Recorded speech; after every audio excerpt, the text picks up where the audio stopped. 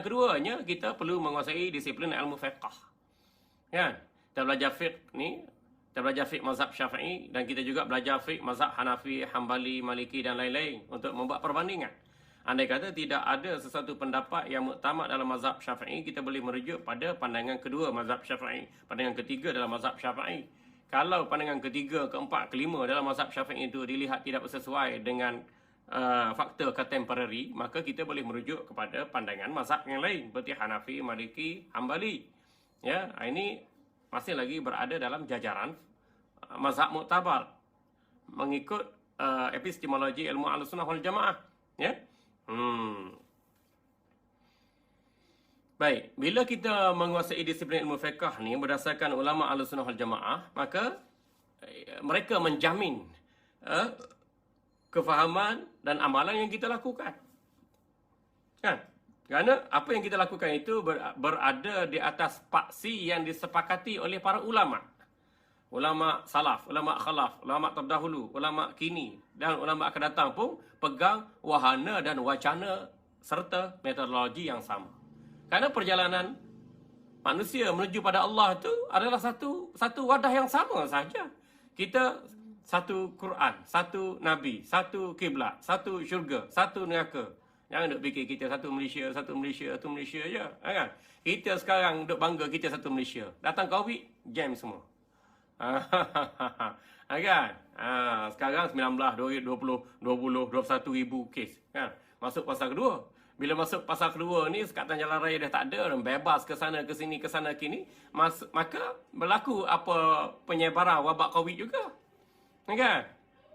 Walaupun kita declare pasal kedua, tapi bila sekatan jalan raya sudah tidak ada, kita memberi ruang dan peluang kepada masyarakat untuk bergerak sini sana, melaku penyebaran COVID secara pantas. Terutamanya muncul pula varian-varian yang lebih berbahaya. Ya? Ni bahaya ni tuan-tuan. Kita kata je fasa 1, fasa 2, tapi hakikatnya angka jangkitan COVID dan kesannya masih lagi belum reda. Secara mendadak. Kan? 19, 20, 21, 22, 19, 20, 21, 22. Masih lagi banyak tuan-tuan yang main-main benda ni. Kan? Bila kita lihat acuh tak acuh. Kan? Kita sepatutnya satu tim, bentuk satu tim. Pembangkang dan kerajaan bentuk satu tim yang kuat untuk menentang COVID. Kan? Tapi tim kita ni ada manager. Kita tak suka manager, kita tukar manager. Ambil manager baru. Tapi player-player dalam tim kita, player yang sama juga. Kan? Kita menggunakan kaedah yang sama. Macam mana nak menang, tuan-tuan? Nak melawan COVID, macam mana nak menang? Guna player yang sama, hanya tukar jurulatih saja. Macam mana nak menang bola? Kita kata, guna player yang sama, taktik yang sama, hanya tukar jurulatih sahaja. Lu fikirlah sendiri, tuan-tuan, macam mana nak menang lawan COVID? Kan, betul lagi COVID ni musuh tersembunyi. Kan, COVID ni makhluk daripada Allah Subhanahu Wa Taala. Tapi kita ini nak lawan COVID, bermusuh, berbalah dengan Allah Subhanahu Wa Taala. Pergi tutup masjid. Nak lawan COVID, pergi tutup masjid. Lawak, tuan-tuan. Boleh masuk mana je lawak. Kan? Lawak mega, lawak keda. Lawak lah. Kan? COVID ni makhluk daripada Allah. Allah beri penyakit. Allah beri kesembuhan. Yuhyi wa yumit. Allah yang menghidup dan mematikan. Tapi kita nak lawan COVID, pergi tutup masjid. Tutup masjid itu menunjukkan perbalahan kita dengan Allah. Kan? Viral pula dekat Masjid Putra. Kan? Masjid Putra di negeri Isketam Bola. Dekat dengan negeri Isketam Batu. Dan Isketam Angin. Kan? Viral. Bila marhin nak masuk masjid, tak bagi. Kata kena daftar lah, quorum dah cukup lah, apa semua. Tiba-tiba datang VIP, boleh pula masuk. VIP tu daftar ke, tak daftar ke, ikut kuota ke, Allahu'alam lah. Tapi gitulah lumrah hidup manusia di dunia sekarang ni, antara dua darjat. Memang tuan-tuan, siapa-siapa pun suka orang senang, orang kaya, orang mewah, orang kenamaan, senang. Kalau marhin macam kita ni tuan-tuan, susah lah sikit. Itulah adat kehidupan manusia sekarang. Bila orang tak boleh, susah kita. Kita nak lawan COVID dan kita bermusuh dengan Allah. Kita layan tetamu Allah tu, kita layan hamba Allah tu seperti anjing kurap. Bagaimana kita nak menang lawan COVID, tuan-tuan? Allahu Akbar. Maliknya nak lawan Covid ni kembali pada Allah. Kembali pada Allah. Allah Tuhan Covid. Allah pencipta Covid. Kembali pada Allah. Baru betul cara dia. Kan?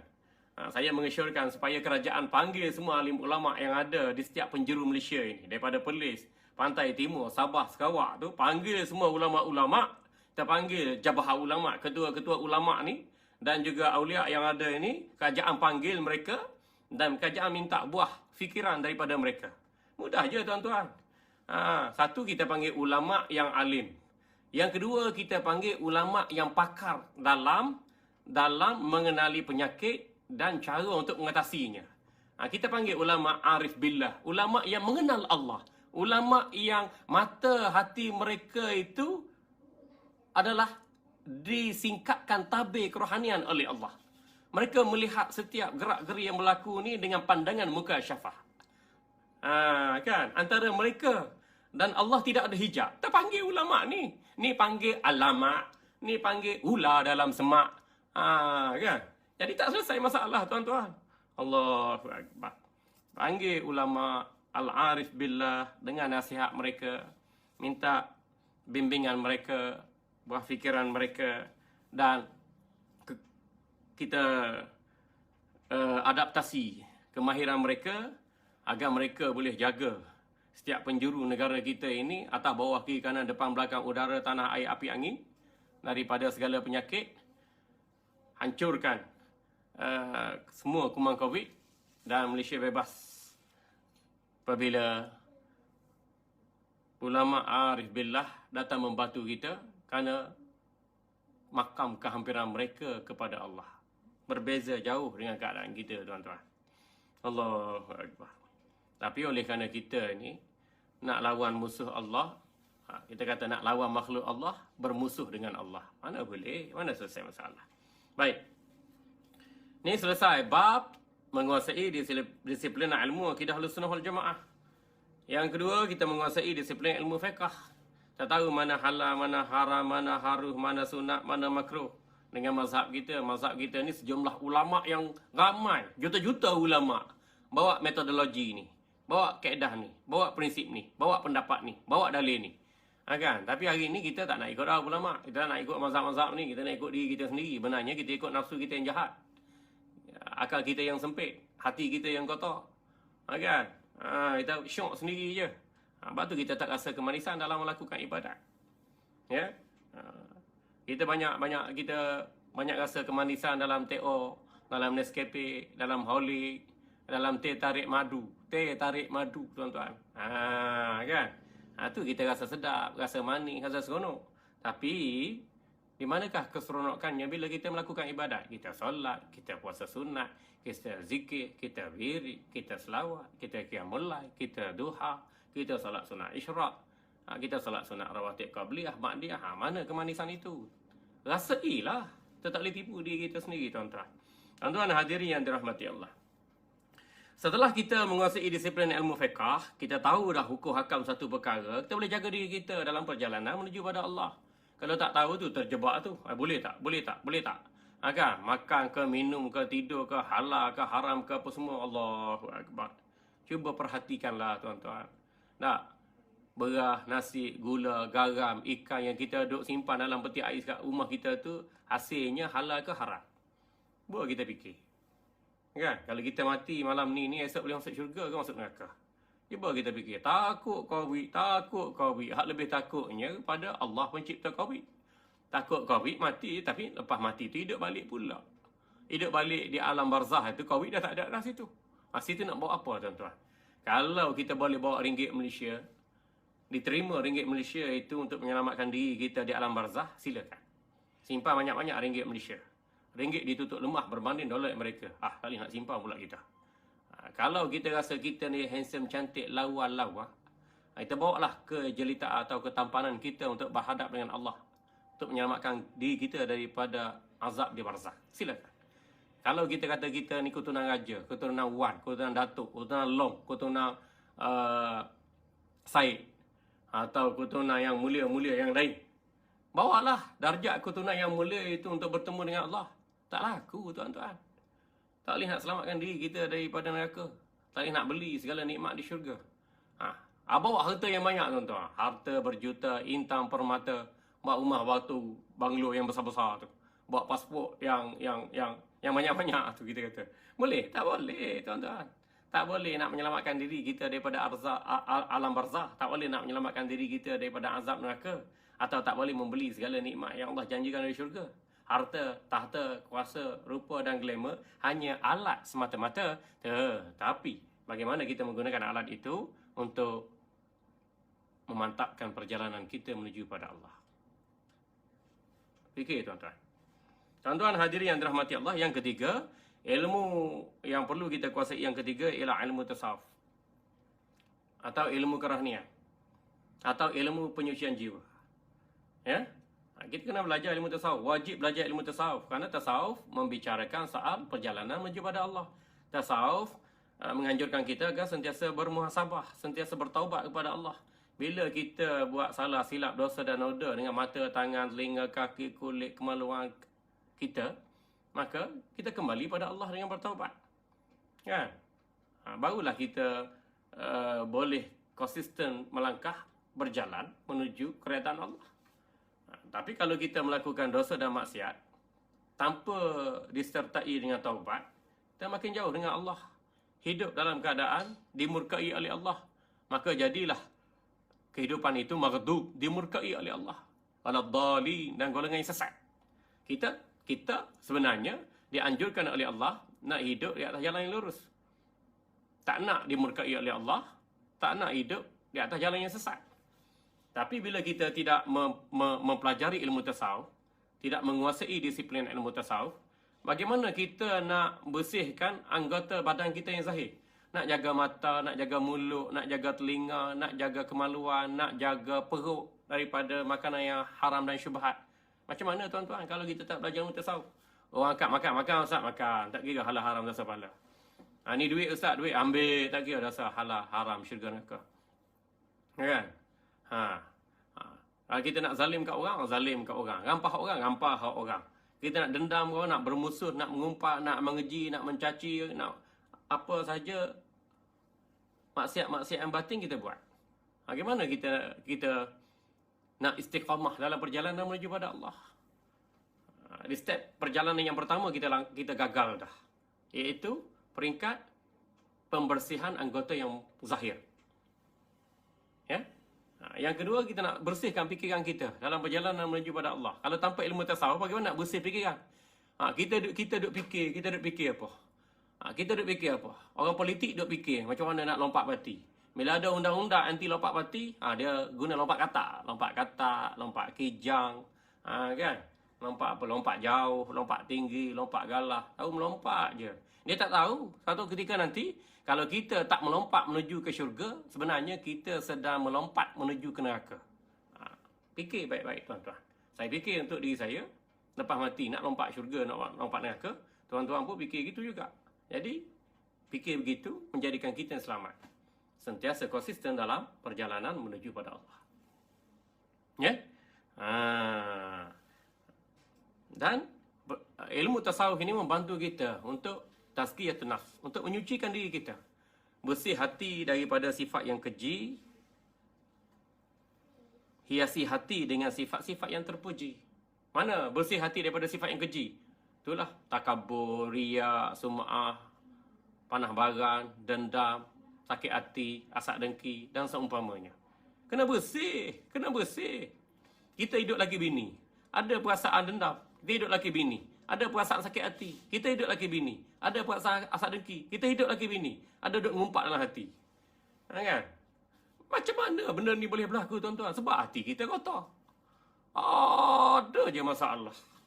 Tak puas hati dengan laki, tak puas hati dengan isteri, tak puas hati dengan anak-anak, gaduh dengan rakan sekerja, stres dengan jiran, gaduh dengan adik-beradik. Masalah apa tuan-tuan? Bukan masalah onde-onde, lopak tikam, teri mandi. Bukan masalah bakso, miso, mi goreng Aceh.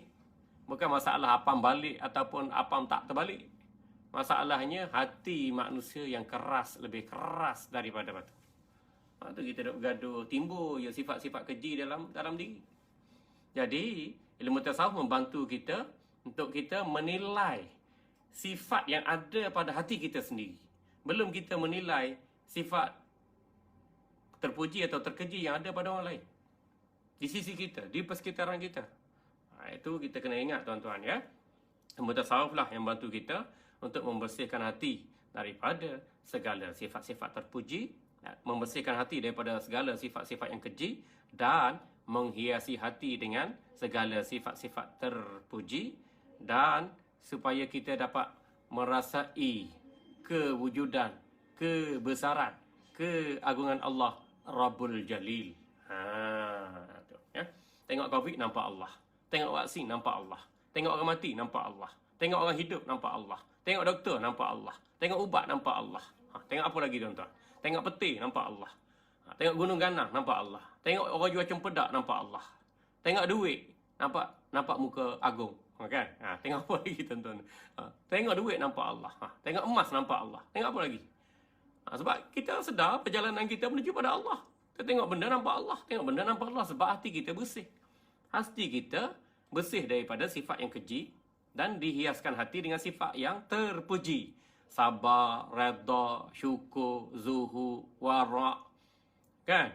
Dan hati itu mudah untuk zikrullah. Rasa seronok melakukan ibadat. Tu. Inilah hasil daripada penguasaan dan pengamalan ilmu tasawuf. Hati itu mudah jinak dengan ibadat.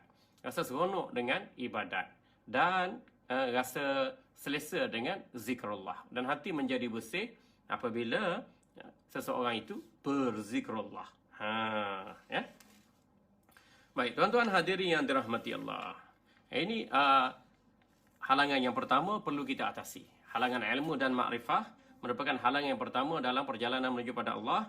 Justru kita perlu menguasai disiplin ilmu, akidah Ahlussunnah wal Jamaah dan juga fiqh berdasarkan pada mazhab muktabar, mazhab kita mazhab Syafi'i, dan kita meraihkan mazhab yang lain. Dan kita juga perlu menguasai disiplin ilmu tasawuf, ilmu untuk kita perbaiki diri, muhasabah diri dalam perjalanan menuju Rabbul Jalil. Hiasi hati dengan sifat yang terpuji. Kita hindari hati daripada segala sifat-sifat yang keji, supaya setiap ibadat yang kita lakukan benar-benar kita merasai kewujudan kebesaran Allah Rabbul Jalil, dan kita sentiasa istiqamah dalam perjalanan menuju pada Allah. Baik, tuan-tuan hadirin yang dirahmati Allah. Halangan yang kedua ialah halangan taubah. Halangan yang kedua ialah halangan taubah. Payah kita nak bertaubat pada Allah bila kita buat salah, bila kita buat silap. Bila kita dah ada ilmu, kita beramal lah.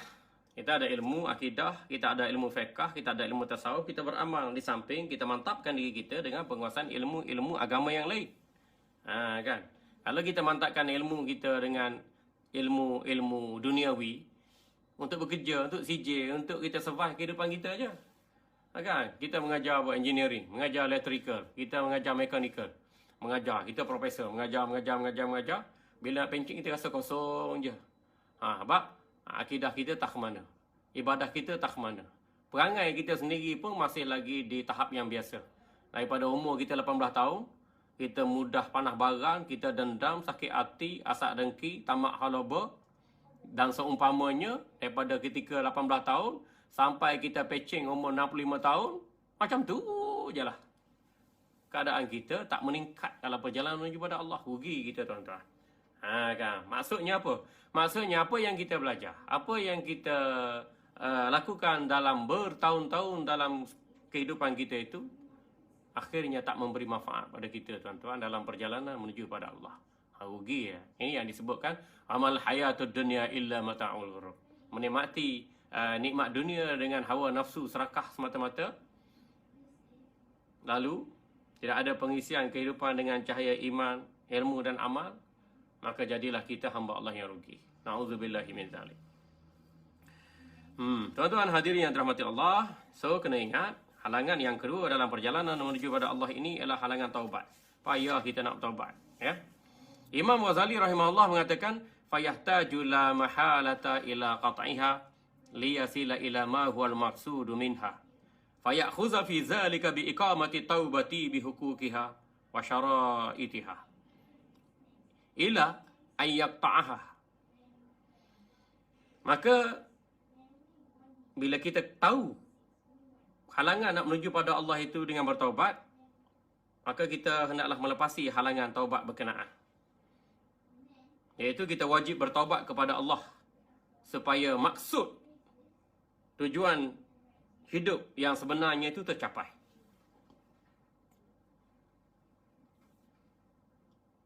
Tercapai bila kita bertaubat dengan melaksanakan hak-hak taubat dan syarat-syarat taubat berkenaan. Dan kita ni dosa. Kita buat dosa dengan apa? Dengan tadi lah. Dengan mata, dengan tangan, dengan telinga, dengan kaki, dengan perut, dengan kemaluan. Dosa kita tu. Dosa kita dibuat dengan anggota yang zahir. Dia mengalihkan dosa pada hati. Sebab tu hati jadi kerah, jadi karak, itan legap. Orang Kelantan kata, hati mung. Hati mung, itan legap. Serupa patak kholi. Patak kholi hitam tak menyusahkan orang. Tuan-tuan, patak kholi hitam tak menyusahkan orang. Tapi kalau hati hitam, menyusah diri, menyusah pada orang lain. Dan menyusahkan masa depan dia di akhirat nanti. Di alam barzah, di neraka lagi lah, tuan-tuan. Maka apa kita nak kisah, kita kata. Tak, orang kata, kulit hitam macam bangla, macam Nepal. Tak kisah. Kulit hitam tu ciptaan Allah. Tetapi, kita katakan, hitam-hitam kulit manusia, hitam-hitam si tampuk manggis. Walau hitam, tetap dipandang manis. Tapi hitam hati manusia lebih hitam daripada tayar kereta yang hitam, lebih hitam daripada rambut yang hitam, lebih hitam daripada semut yang hitam, di atas batu hitam, di waktu malam yang kelam. Fikirkanlah, tuan-tuan. Tu. Ya, kerana kehitaman hati itu menunjukkan bahawa seseorang itu mendurhakai Allah dan Rasulnya, maka dia menghalang dirinya untuk melakukan ibadat, menghalang dirinya untuk merasai kemanisan ibadat, dan perjalanan menuju Allah Subhanahu Wa Taala terbantu. Justru dia perlu bertaubat dengan melaksanakan hak-hak taubat dan syarat-syarat taubat supaya dia dapat melepasi halangan dosa dan maksiat berkenaan. Falamma an hasalat lahu taubatu sadiqatu wa faragha min hazihil aqabati janna ila al-ibadati liyakhudha fiha fanazara fa iza jawlahu awaiku mahdiqatun bih. Imam Ghazali rahimahullah berkata, bila mana seseorang itu berjaya melakukan taubat kepada Allah secara benar dengan haknya, dengan syarat-syaratnya, wa faragha min hazihil aqabah, dan dia berjaya menghadapi halangan ni, dia ada dosa, ada maksiat, dia boleh bertaubat. Dia berjaya dah satu step. Kan? Dia tahu dia jahil, maka dia mengaji, jadi alim. Dia tahu dia malas, maka dia beramal. Dia tahu hati dia kotor, maka dia cari guru, cari kitab, mengaji ilmu tasawuf untuk membersihkan hatinya. Dia tahu dia berdosa, maka dia bertaubat pada Allah Subhanahu Wa Taala. Dengan melaksanakan hak dan syarat-syarat taubat itu. Jadi dia dapat melepasi halangan taubat tadi. Ada orang payah nak bertaubat ni, payah. Lepas tu dia minum arak. Bila isteri beletek, bila suami marah, dia berhenti kejap. Lepas tu dia buat balik. Macam kita isap okok. Ustaz ramai isap okok. Tok guru pun ramai isap okok. Walaupun rokok difatwakan haram. Bila isap okok, mak marah, ayah marah, adik-beradik marah, isteri marah, berhenti kejap. Lepas tu buat balik. Itu makna menghalang dirinya. Taubat sekejap, taubat buat balik. Taubat sekejap, taubat buat balik. Orang Kelantan panggil taubat ulu golok. Lepas taubat buat pulak. Taubat ulu golok, lepas taubat buat pulak. Tu. Agak nisai pada gula. Kan? Tu. Gitulah. Kan? Tapi kalau seorang itu, dia tahu dia dosa, lantas dia bertaubat pada Allah Subhanahu Wa Taala dengan taubatan nasuha, dia telah berjaya menghadapi halangan taubat berkenaan. Janna ilal ibadati. Maka ketika itu dia akan merasa rindu untuk melakukan ibadat. Bila seorang tu berdosa, dia bertaubat, dia melengkapi syarat taubat nasuha, taubat yang sebenarnya, maka dia rasa rindu untuk melakukan ibadat. Bila dia melakukan ibadat, dia rasa manis, rasa seronok, rasa sedap dia melakukan ibadat. Sebab dia taubat nasuha. Nak macam kita. Masa semayang. Tapi lepas semayang isap okok. Lepas tu semayang, lepas isap okok. Lepas semayang isap okok. Lap, tali lap, taplung. Lap, tali lap, taplung. Apa nak jadi? Taubat, lepas ngumpat. Lepas taubat, lepas ngumpat. Lepas taubat, popak. Apa nak jadi? Rasuah. Kena tangkap. Dapat kerja balik. Kena tangkap. Rasuah. Kena tangkap. Apa nak jadi dah? Berapa banyak rasuah dah? Kan? Sebab taubat dia tu tak sempurna. Tak melaksanakan hak dan syarat-syarat taubat. Jadi tak jadilah taubat nasuhah. Bila tak capai taubat nasuhah, dia tak rasa rindu untuk melakukan ibadat. Bahkan ibadat yang dibuat tak rasa manis pun. Manis gula. Manis tebu. Manis madu. Tapi manis ibadat tak rasa apa-apa. Berat. Orang kata berat nanang. Berat nanang. Bukan berat 66. Berat nanang. Berat yang bergantung kepada pemberat tu. Dosa ni memberatkan kita untuk melakukan ibadat. Patutnya badan kita ringan nak melakukan ibadat tu. Semayang. Semayang sunat qabliyah. Semayang sunat ba'diyah. Semayang sunat qabliyah mu'akkad. Semayang sunat qabliyah ghairu mu'akkad. Semayang sunat ba'diyah mu'akkad. Semayang sunat ba'diyah ghairu mu'akkad. Tu. Lah, rasa mudah, ringan badan nak melakukan ibadat. Ini isap rokok mudah. Isap rokok mudah. Ringan je nak isap rokok. Ambil rokok ya cucu isap bu sembang. Lepas tu sambung pula. Sambung puntung orang panggil.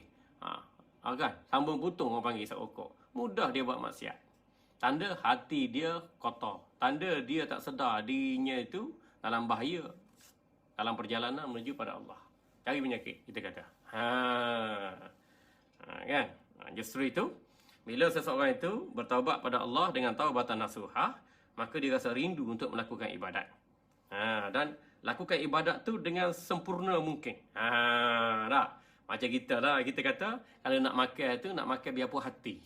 Nak makan apa? Makan nasi dagang. Buat dengan semak, kan? Lauk dia, nasi dia, kuah dia, sambal dia, apa lagi kita kata kan? Acar dia, kan? Di samping lauk sampingan yang lain. Makna kalau kita nak puas hati makan nasi dagang, makan nasi khabu, kita buat makanan kita tu dengan cermat. Begitu juga dalam perjalanan menuju pada Allah.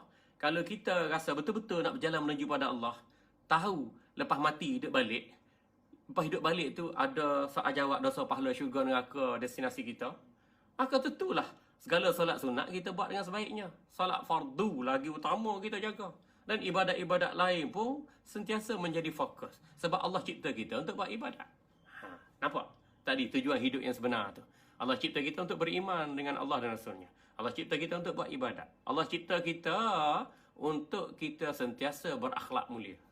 Orang nak marah, orang nak dendam, kau nak fitnah, ada duit, tak ada duit, covid ke, mati ke, bak kecil manis, kemalangan jalan raya ke, apa benda sekali fitnah yang berlaku di muka dunia ni, kita sentiasa berakhlak dengan akhlak mulia bagaimana Nabi kita Muhammad sallallahu alaihi wasallam. Baik tuan-tuan hadirin. Imam Ghazali kata lagi, fa iza jaulahu awaiku mahdikatun bihi. Kan? Bila dia betul-betul melakukan taubat nasuha, maka dia rasa rindu untuk melakukan ibadat, dan ibadat yang dibuat disempurnakan sebaik mungkin, dan dia secara automatik melepasi setiap halangan-halangan dalam halangan taubat. Kullu wahidin minha ya'ukuhu amma qasada minal ibadati bidarbi minat ta'wiqi.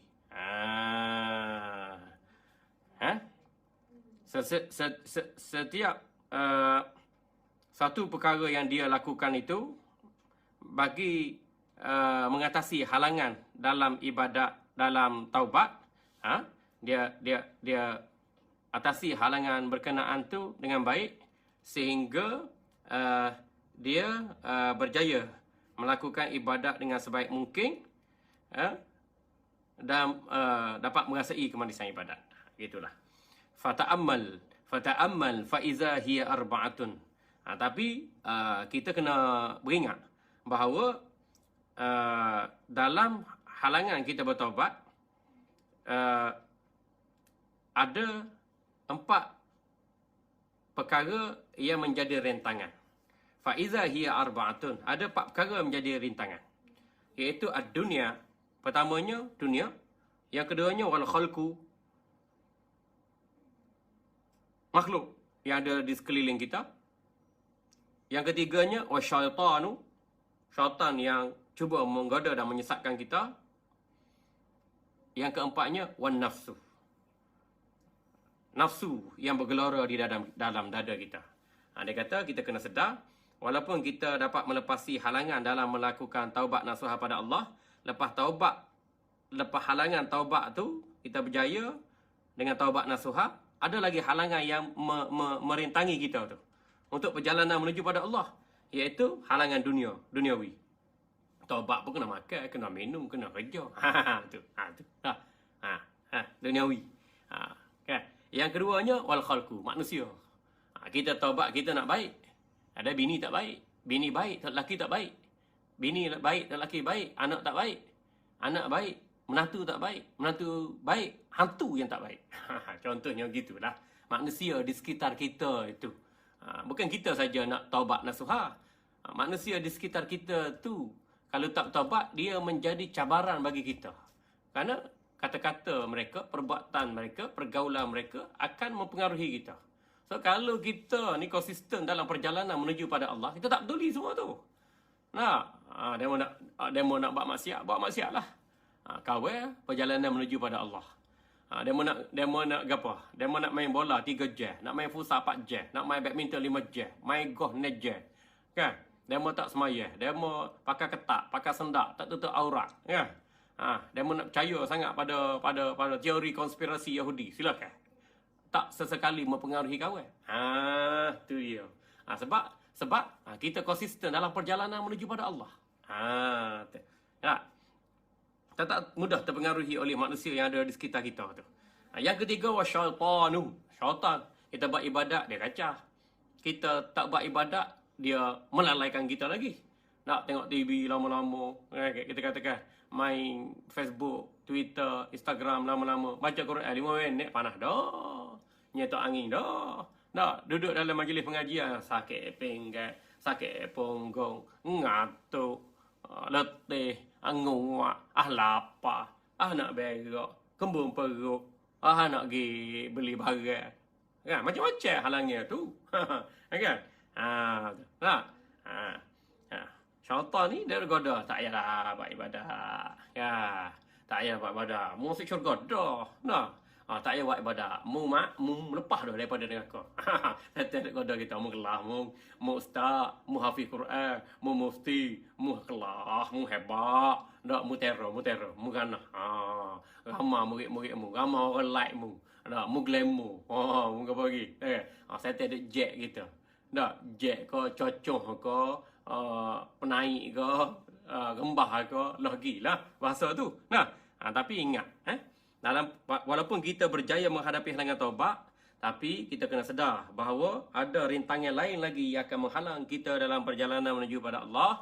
Yang pertamanya dunia, nikmat mata benda dunia. Yang keduanya manusia yang mempengaruhi sekitar dalam kehidupan kita. Yang ketiganya syaitan yang cuba mengganggu, menyesat, menggoda kita daripada jalan Allah. Yang keempatnya nafsu. Nafsu ni hak ada dalam diri kita sendiri. Kita ada 3 perikat nafsu hak utama. Yang pertama nafsu jahat, nafsul ammarah bisu, nafsu jahat. Buat jahat. Menyuruh kita buat jahat semua. Yang keduanya nafsu lawamah. Hak tadi inna nafsal ammara bisu'i illa ma rahimar rabbi. Nafsu jahat tu sesungguhnya sentiasa menyuruhku berbuat kejahatan, melainkan ia dirahmati oleh Allah. Itu nafsu jahat. Suruh kita buat jahat je. Yang keduanya nafsu lawamah. Jiwa menyesal. Fala uqsimu bin nafsil lawamah. Kata Allah, aku bersumpah dengan jiwa manusia. Jiwa manusia ni ada rasa menyesal. Mau jadi Perdana Menteri pun makan menyesal. Mau jadi sultan pun makan menyesal. Mau jadi hakim pun makan menyesal. Mau kaya pun makan menyesal. Mu comel pun makin menyesal. Mu apa lagi? Mu ustaz pun makin menyesal. Mu profesor pun makin menyesal. Mu ahli perniagaan, mu orang glamour, mu artis kok makin menyesal. Fala uqsimu bin nafsil lawamah. Aku bersumpah dengan jiwa manusia yang rasa menyesal. Betapa agungnya Allah Subhanahu Wa Taala. Boleh beri kita satu kenyataan begitu. Allah, betapa lemahnya kita tuan-tuan sebagai makhluknya. Ada nafsu ni, hak bahaya ni. Nabi SAW bersabda, asyadu a'daika nafsuka allati baina jambaika. Rawahu Abu Daud. Musuh kamu yang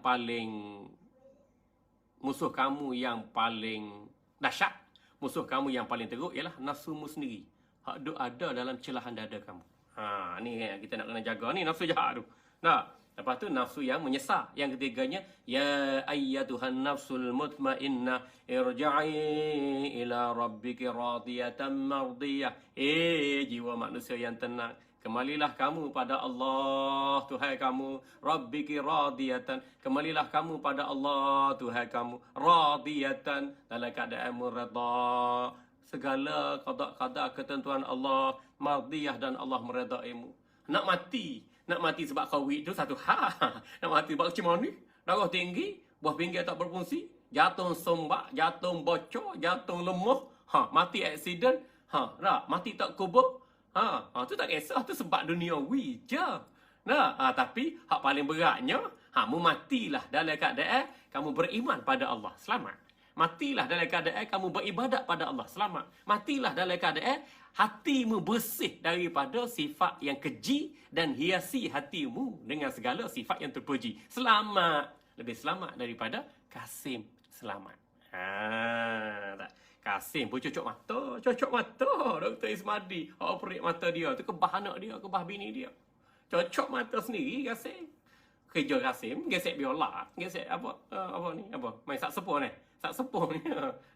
Tu. Kerja kita bukan main saksepon, bukan main biola, bukan main badminton, bukan main bola, English Premier League atau Ligue 1 France, ataupun nak cari kejohanan bola sepak Piala Dunia.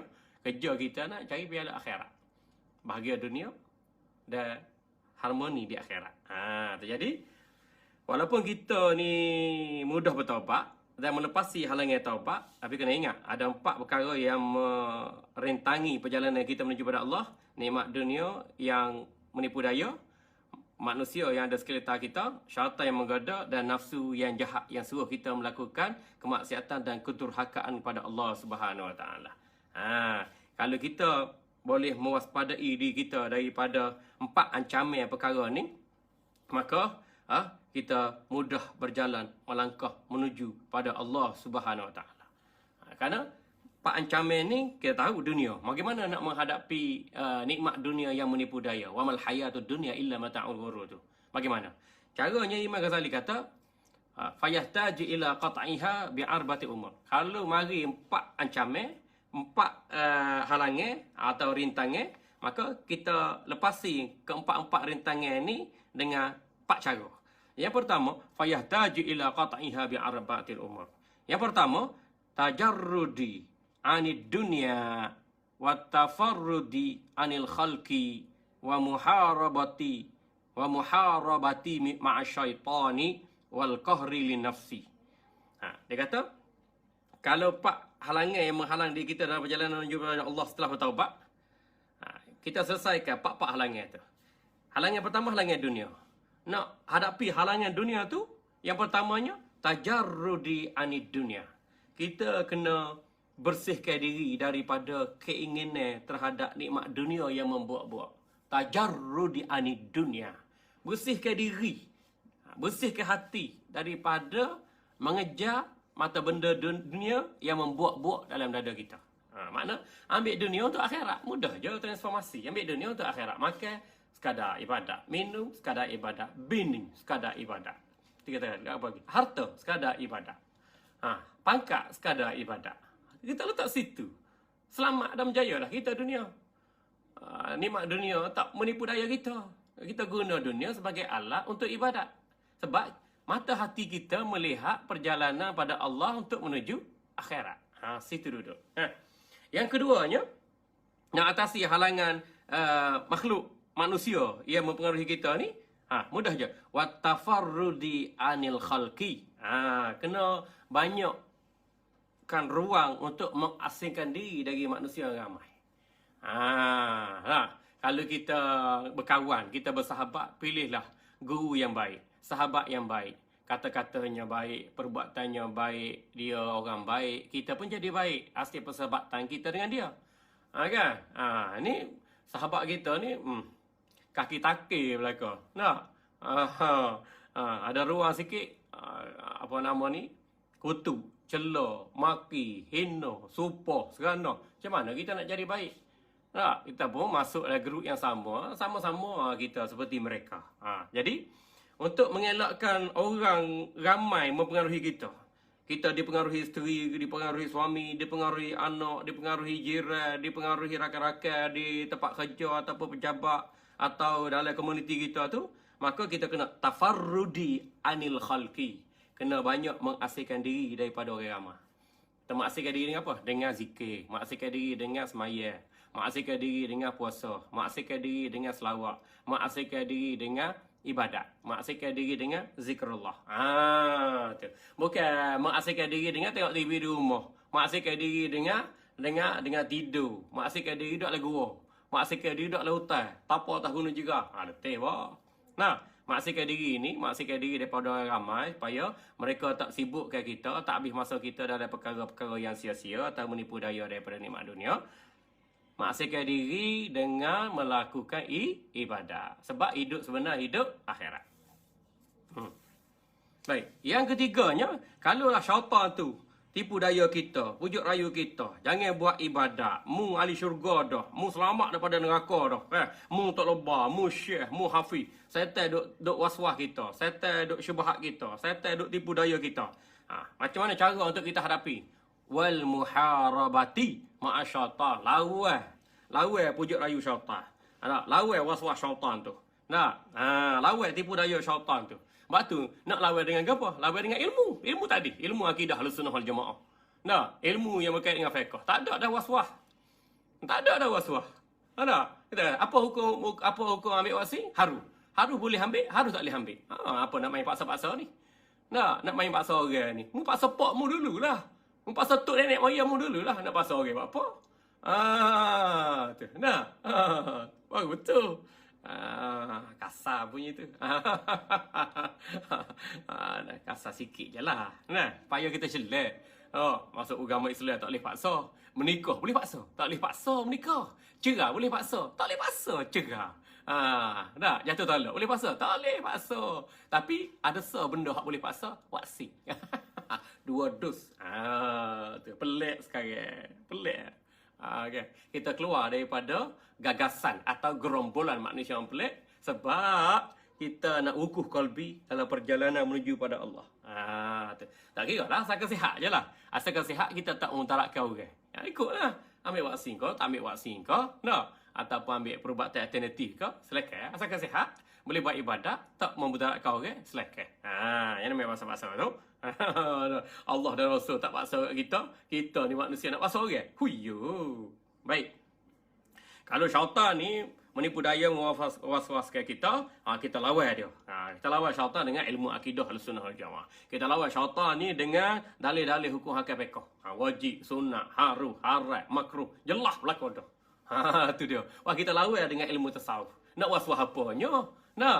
Tak maya ribu ka ila ma la yaribu, kata Nabi sallallahu alaihi wasallam. Tinggal perkara yang meragukan kamu, buatlah perkara yang meyakinkan kamu. Tu dah. Nak ragu apa laginya. Tu. Saya kata taklah. Tak payah beramal lah. Tak payah beramal macam mana? Allah suruh kita beramal. Qul i'malu fasayarallahu amalakum wa rasuluhu wal mu'minun. Beramallah kamu. Beramal ibadatlah kamu. Hei mamak minah Daud Sulaiman Spiah Gayah Yusuf. Rakyat jelata Sultan Raja. Beramallah kamu. Wa qul i'malu fasayarallahu amalakum wa rasuluhu wal mu'minun. Beramallah kamu kerana Allah dan Rasul melihat segala amal ibadat kamu. Dan orang beriman pun akan menjadi saksi terhadap apa yang kamu lakukan. Summa turadduna ila alimil ghaibi syahadah. Ingat molek sikit. Kemudian kamu akan dikembalikan kepada Allah. Allah yang alimul ghaibi syahadah, yang Maha mengetahui segala benda yang gaib lagi nyata. Dah. Allah Maha mengetahui segala perkara benda yang gaib lagi nyata. Alimul ghaibi wasyahadah.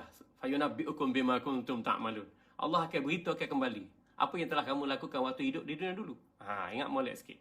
Ni kita kata nak berjalan menuju pada Allah ni. Kita sedar. Inilah hakikatnya dalam firman Allah Subhanahu Wa Taala, dan seyogianya menjadi panduan dan pedoman untuk kita.